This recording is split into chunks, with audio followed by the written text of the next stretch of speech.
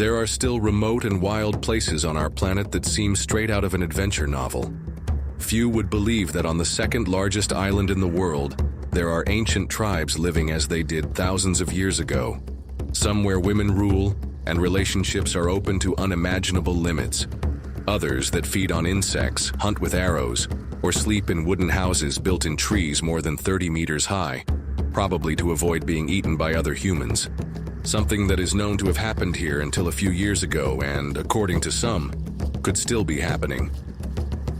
Pay close attention and don't miss this new video from Uncensored World to discover New Guinea, the most remote, wild, and mysterious island on the planet. An island of unparalleled natural beauty, with impenetrable jungles, huge mountains and mountain ranges, and the most extensive and pristine coral reefs in the world. A nature so dense that it hides tribes that have not yet had contact with the outside world. A place full of curiosities straight out of a novel. The region of shrunken heads and cannibal tribes. An island where, just a few years ago, Michael Rockefeller is believed to have been devoured. Realities that you will soon discover. A region with islands where love and relationships are free, with ancestral beliefs that include burials in coffins placed in trees or inside caves, and where houses are built for spirits to inhabit. Get ready to travel with us to what is probably the wildest and most dangerous island on the planet. Let's get started. In the wildest heart of Oceania, between emerald seas and undiscovered coasts, lies one of the most unexplored and mysterious lands on the planet. A region where time seems to have stood still, known as New Guinea. An island as beautiful as it is disturbing, where nature roars, culture survives oblivion, and secrets have not been fully revealed as they hide in the mist of the mountains. With an area larger than Japan, this island is the second largest in the world, surpassed only by Greenland. It is located just north of Australia, separated by the Torres Strait, and surrounded by the Arafura and Bismarck Seas and the Pacific Ocean. But beyond its size and location, what makes New Guinea special is its divided soul. This island is split into two distinct worlds. The eastern half belongs to the independent nation of Papua New Guinea, while the western part is part of Indonesia and is known as West Papua. This division, marked by a history of colonization and disputes, has given rise to two contrasting realities within what is surely the wildest island on the planet. Papua New Guinea gained independence in 1975 after centuries of European influence, first German and then British. Its culture is one of the most complex on the planet, with more than 800 different languages spoken here, making it the most linguistically diverse country in the world. Meanwhile, in West Papua, under Indonesian administration since the end of the 20th century, hundreds of languages are also spoken, although many of them are in danger of disappearing. In the interior of this enormous island, the population density is extremely low, as large areas of the territory have not yet been explored, and more than half of the surface is covered by dense virgin vegetation. This has allowed entire ecosystems to remain intact for centuries and many indigenous cultures to survive with little contact with the outside world. The name New Guinea was given by the Spanish explorer Íñigo Ortiz de Retes in the 16th century, who thought that the inhabitants had similar features to those of West Africa. Since then, the island has been coveted by missionaries, settlers, and explorers, fascinated by its mystery. One of the most amazing places on this island is the Central Mountain Range, whose mountains can reach altitudes of nearly 5,000 meters. There you will find hidden valleys such as the Balium Valley, home to legendary tribes, and the summit of Puncak Jaya, the highest peak in Oceania, crowned by an icy glacier that contrasts with the green of the surrounding jungle and the warm temperatures of this tropical climate. At its feet lie jungles as dense as the Amazon, a refuge for forgotten peoples and unknown creatures. Among the most impressive natural treasures are the coral reefs of the Bismarck Sea, which rival those of the Caribbean in beauty and biodiversity. These lands are also home to unique animals, such as the majestic birds of paradise, known for their colorful plumage and elaborate courtship dances, which have inspired ceremonial attire in many of the tribes of this region. This courtship is so hypnotic that some males even meticulously clean their stage, removing leaves and branches so they don't get in the way, before dancing to attract the female. But not everything is beauty on this extreme island. In the swampy areas of the south, and in some hidden rivers, there are rumors of the presence of the largest crocodiles on the planet, capable of reaching more than 6 meters in length. For many children in remote areas, the fear of crocodiles is as real as the fear of neighboring tribes, something that, as you will see, causes genuine panic among many locals. In New Guinea, ancient cultures are still alive. It is believed that there are still tribes with no contact with the outside world, completely isolated, with no knowledge of the modern world. Others, although now recognized, live as they did thousands of years ago. They hunt with spears, feed on larvae, and build their homes on wooden platforms, suspended more than 30 meters above the ground, high up in the trees. This lifestyle, high up in the trees, is no accident. It exists because many communities still fear attack by strangers or even by supposed groups of cannibals. The belief that there are tribes that still practice ancient rituals such as headhunting or cannibalism is widespread, especially among the elderly. Because of this reality, many in New Guinea still sleep with weapons under their hammocks, in case someone comes looking for them. For centuries, the heart of New Guinea was the scene of these kinds of ancestral practices, which, for many, seem like something out of a horror novel. One of the most feared and fascinating was the ritual of cannibalism, practiced by many tribes in the interior of the island. Contrary to what is often imagined in the West, these practices were not always linked to hunger or senseless violence, but to deep beliefs about the soul, respect for the enemy, or the need to absorb the life force of those who had departed. For many peoples, eating the remains of their rivals was not a barbaric act, but a form of spiritual justice or ancestral honor. Among the groups best known for this tradition are the Korowai, a tribe in southeastern Papua New Guinea, who still live in houses raised more than 30 meters above the trees, probably because of this fear. For them, the world is full of invisible presences, both benevolent and dark, and many of their rituals revolved around protecting themselves from the Kakua, beings considered to be witches, demons, or internal traitors. When these beings were identified, they were executed according to ancient clan rules, and it was sometimes believed that they had to be ritually consumed to break their influence. Although many Korowai claim to have abandoned these practices, some accounts indicate that they persisted in secret until at least the end of the 20th century, and there are those who still believe in them today. Another equally shocking practice, albeit much more symbolic, was the ritual preservation of shrunken heads, mainly associated with Western peoples such as the Asmat and the Yali.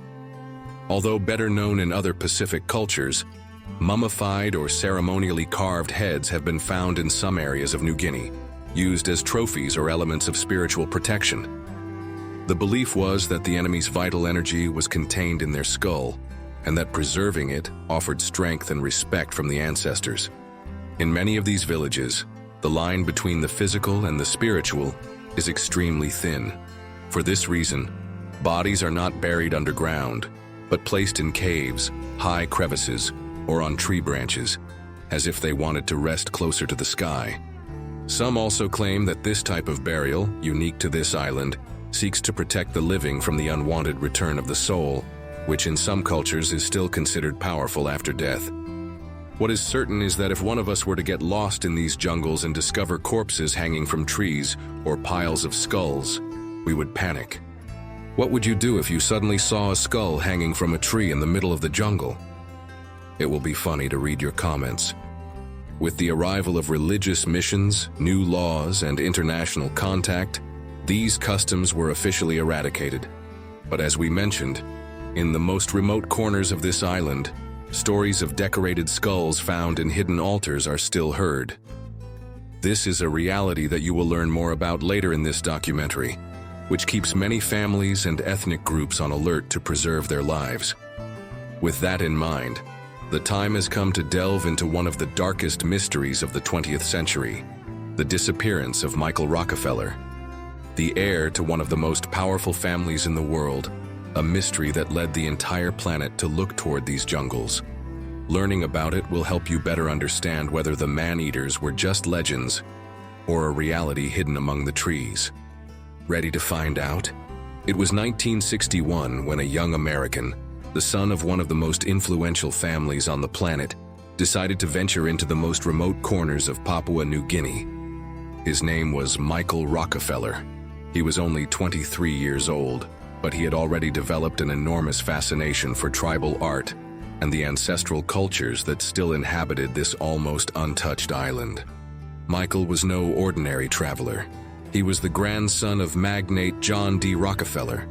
Educated at Harvard and committed to ethnographic work, he was sent by the Museum of Primitive Art in New York to document and collect pieces of cultural value in one of the most remote regions of the island, the land of the Asmat. This tribe, famous for its wood carving and complex spiritual ceremonies, had a history of tension with Dutch settlers. The collective memory held stories of clashes and brutal fighting between them. In this context, many of the Asmat's traditions revolved around honor, ritual revenge, and spiritual balance. It was in this area that Michael disappeared. On November 17th of that same year, Michael was sailing along the southwest coast of the island in a small boat with anthropologist Renee Wassing. Suddenly, a strong current capsized the canoe. Throughout the night, the two clung to the hull, waiting for help. At dawn, Michael made a drastic decision that would change everything. He would try to swim to the coast, more than 10 kilometers away. Those were the last words anthropologist Renee Wassing would hear from him. "I think I can do it." He was never seen again. That event triggered one of the most intense searches in recent history in the Pacific. Helicopters, military vessels, volunteers, and missionaries combed the coast and the jungle interior. However, no clear trace of Michael was found.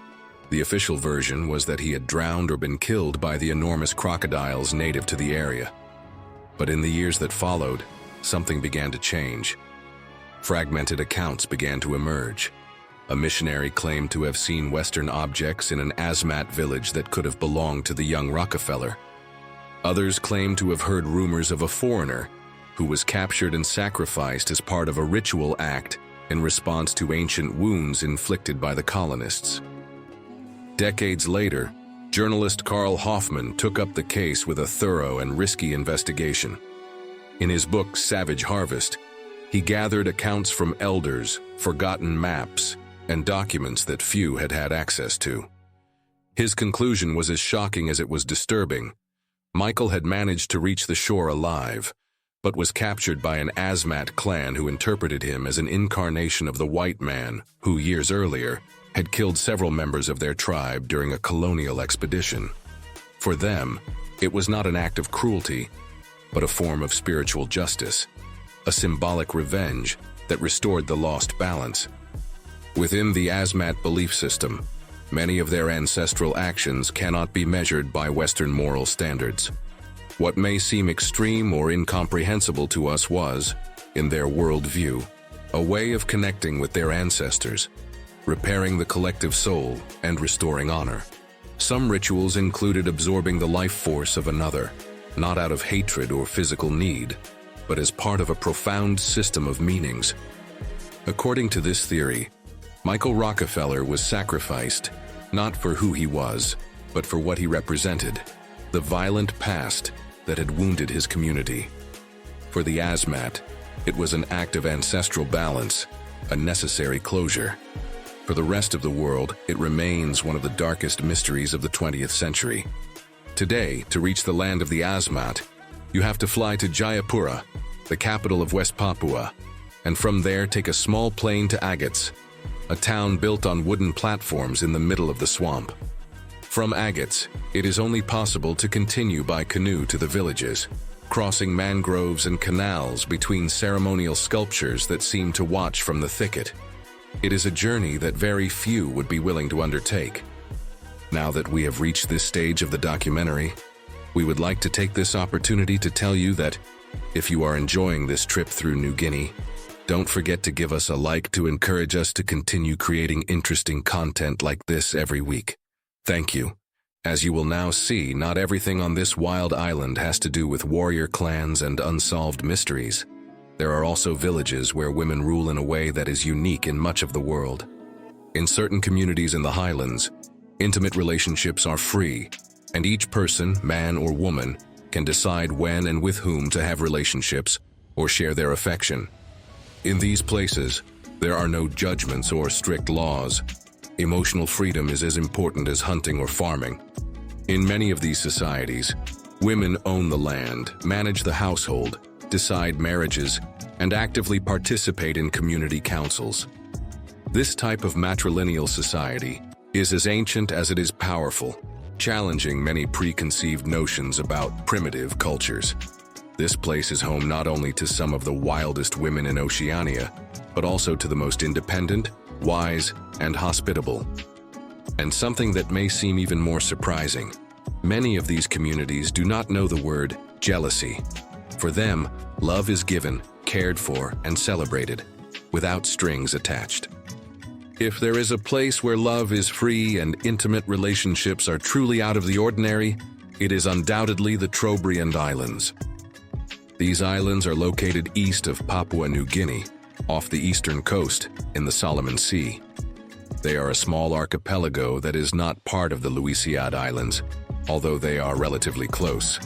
The Trobriand Islands are home to the famous Trobrianders, who speak the Kilivila language and whose culture completely defies many of the norms established in most of the world. Here, relationships between men and women are free, open, and above all, deeply respected as an essential part of personal growth. From a very young age, both boys and girls are free to explore emotional bonds and even relationships without any stigma. There is no taboo on experimentation or shame in attraction, and bonds are formed with complete normality, taking place in private huts designed specifically for this purpose. The most curious thing is that in the Trobriand Islands, pregnancy is not believed to be a direct consequence of intimate relationships, but rather of the spirit of the clan that decides to enter the woman's body. This spiritual view reinforces women's autonomy, as their bodies are seen as a channel of communication with the ancestral world. One of the most fascinating elements of this society is that marriages are not formed by imposition or economic agreement, but by mutual decision after living together and sharing daily life. Women have a voice, a vote, and complete freedom to choose or change partners without losing status. But it is not only in the Trobriand Islands that this freedom is observed. One of the most striking cases of female leadership is that of the Chambri tribe, also known as the Tsendrisi. This matrilineal society located in the Sepik River region is famous because women own the land, control the domestic economy, and decide on family alliances. Furthermore, in this culture it is common for women to have multiple partners or lovers throughout their lives, without this causing a social scandal. In the mountainous interior, we also find surprising social structures. Among the Sian, another matrilineal society, women not only inherit land but can also influence the political decisions of their village. Although they do not hold formal titles, their word carries great weight in clan assemblies. Another fascinating feature related to the position of women in New Guinea is the so-called bride price. Although the term may sound cold, it is actually a complex and ceremonial process that seeks to seal the alliance between families. It is not a purchase, but a symbolic exchange that may include pigs, traditional objects, ritual adornments, and even currency. What is important is the intention to show respect for the woman and her lineage. There are also traditions such as peace marriages, pacts between clans or tribes that have historically been at odds. These unions are celebrated to establish lasting truces and strengthen alliances. Often, it is women who lead these initiatives, aware of their power as a link between rival communities. What is interesting about these cultures is not only the freedom of women, but also the naturalness with which they live. There is no need to hide affection or disguise desires. In many of these societies, love is a social and collective process, not just an individual bond. It is a means of strengthening tribal ties, transmitting values, and creating community. Unlike in other parts of the world, intimate relationships before marriage are not only not frowned upon here, but are a necessary stage in understanding one's own body and emotional world. At this point in the documentary, we would like to ask you, would you dare to get lost in the jungles of New Guinea? Thinking about it, which would you prefer? To learn about the reality of tribes such as the Korowai, or to get lost on the beaches of islands such as the Trobriand Islands? Pause the video and leave us your comments. You know that doing so is the best way to support Uncensored World. And don't forget to subscribe to the channel so you don't miss out on interesting videos like this one that we make every week. Thank you. There is probably a place that inspires even more fear in many locals than the tribes hidden on this island, and that place would be the spirit houses. Built from sacred wood and often decorated with animal skulls and ritual carvings, these structures are not simple temples. They are the spiritual heart of many villages. They are believed to be inhabited by ancestral spirits, invisible beings who protect but also punish those who do not respect them. That is why not just anyone can enter. In fact, only a few elders or spiritual leaders are allowed to cross the threshold, and always under certain conditions. Local residents claim that disobeying the rules surrounding these houses can have fatal consequences. There are stories of young people who fell ill after entering without permission, of crops that failed, and even of unexplained accidents that occurred just after these buildings were desecrated. And if there is one phenomenon that reinforces this connection with the invisible, it is undoubtedly the so-called Sing Sing. Surely, the spirits most feared by the inhabitants of this mysterious island are precisely those that manifest themselves during these ceremonies. A Sing Sing is an ancestral event in which different tribes gather to celebrate, resolve disputes, or pay homage to the spirits. But in some regions, especially during nighttime events, something happens that many cannot explain. Amidst tribal chants and drumming, strange sounds sometimes emerge, whispers among the trees, cries that do not seem human, and melodies that spread through the jungle as if coming from another dimension. Some witnesses claim to have seen figures moving among the shadows, wearing wooden masks and feathers representing spirits. But the most disturbing thing is that in many cases, no one recognizes these figures. They do not belong to the village, nor did they arrive with the invited tribes. In many villages, children are not allowed to attend these events. Some adults even choose to lock themselves in their homes when night falls on Sing Sing night. It is a mixture of respect and fear, as you don't mess with the spiritual in New Guinea, because the consequences can be unpredictable. The fear of the unknown does not only reside in the spiritual realm. In certain remote regions of the country, especially in the province of Sepik, on the border with Indonesia, or in the mountainous valleys of the interior, the most real and tangible fear remains another, that of attacks by hostile tribes, or even of falling victim to cannibals. Although it may seem like a legend from the past, for many communities this possibility is very real. In fact, there are families who live completely barricaded in their homes, with rudimentary defensive structures, palisades, warning traps, and even tall towers made of wood, from which they watch the roads for anyone who might appear. In certain areas, there are those who prefer to build their homes dozens of meters above the ground, high up in the trees, not only as protection against animals, but also to keep themselves out of reach of potential looters or nighttime attacks. This type of elevated dwelling is not a tourist curiosity. It is a measure of survival. The fear stems from the fact that until a few decades ago, cannibalism not only existed but was socially accepted in many cases as a way of resolving conflicts or avenging offenses. Although it is now prohibited by law, the lack of state control in many areas, coupled with extreme isolation, means that many people still believe that these acts continue to occur. In 1983, for example, a local media outlet reported a case in the Eastern Highlands where a dispute between villages ended with several deaths, and rumors that the bodies were ritually consumed. Regardless of the veracity of the story, it spread like wildfire and fueled this collective fear. Isolation also reinforces this sense of constant threat. In many of these communities, there are no schools, no media, and no official state presence. In these places, beliefs, oral accounts, and tradition remain the main sources of information, which is why what was said 50 years ago is still true today for many people. A striking curiosity: in certain villages, when a visitor arrives, they are first observed for hours from a distance, without their knowledge. If they pass this invisible test, a child or woman is usually sent as a first contact, and if there is no violent reaction, then the men are allowed to approach. This practice is a form of defense deeply rooted in this wild island.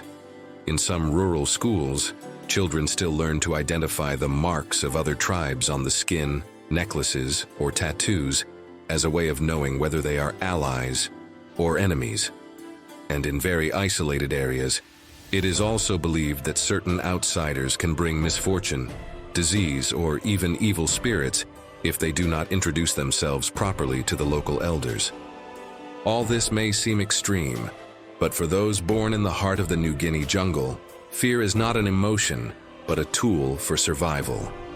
In this world where the line between the visible and the invisible often blurs in the thickest part of the jungle, it is not strange to be afraid, but to live without fear. If you've made it this far, you're probably interested in knowing how to access this enigmatic and wild corner of the planet. At Uncensored World, we've done extensive research to tell you how to get the most out of the fascinating island of New Guinea. New Guinea is the second largest island in the world and is located north of Australia, divided into two large regions. The eastern part corresponds to Papua New Guinea, an independent country, and the western part belongs to Indonesia, known as West Papua. To get there from America or Europe, most travelers stop in major cities in Asia and Oceania, such as Singapore, Jakarta in Indonesia, or Brisbane in Australia. From there, they take domestic flights to Port Moresby, the capital of Papua New Guinea, or to Jayapura, a key city in the Indonesian part of the island. To enter Papua New Guinea, you need to obtain a visa, a process that can be somewhat slow and expensive, so it is recommended to apply for it in advance. The western part of the island, under Indonesian jurisdiction, requires the same visa procedures as for Indonesia. In economic terms, the island is not a cheap destination. Costs for tourists tend to be high due to logistical complexity and limited infrastructure. For example, dinner for two at a mid-range restaurant in Port Moresby can cost between $40 and $70, and a night in a mid-range hotel is around $100 to $150. In more remote regions, prices tend to increase due to transportation and the availability of services, which is much more limited. Security in this region is a very sensitive issue. The main cities, especially in Papua New Guinea, have high crime rates, so it is very important to travel with caution. The safest way to explore this region is always to use experienced local guides and specialized agencies that organize protected and well-planned tours. Visiting tribes such as the Korowai or the Asmat also involves very complicated logistics. These communities are in isolated areas, accessible only by small flights, complicated boat trips, usually lasting days or even weeks, and long walks through the jungle.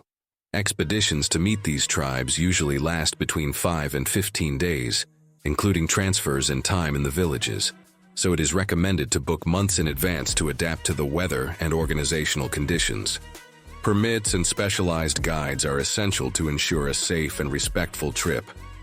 Getting around New Guinea is very complicated due to limited and often deteriorated roads, especially outside major cities.